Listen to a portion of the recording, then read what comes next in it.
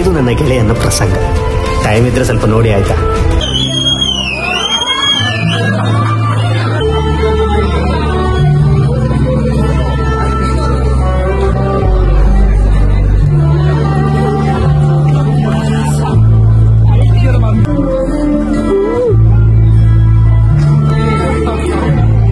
ಮಕ್ಕಳಿದ್ದಾರೆ, ತುಂಬಾ ಚೆನ್ನಾಗಿ ಓದ್ತಿದ್ದಾರೆ ಮಕ್ಕಳು.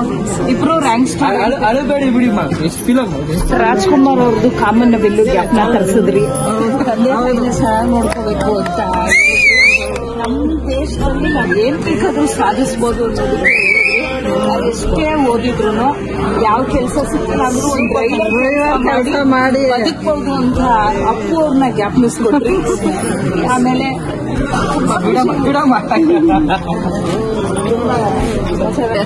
ತುಂಬಾ ಇಷ್ಟ ಆಯ್ತು ಲಾಸ್ಟ್ ಫಿಲಿಮ್.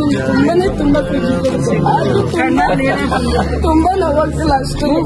ಒಳ್ಳೆ ಸ್ಟೋರಿ, ಬಹಳ ಮೀನಿಂಗ್ಫುಲ್.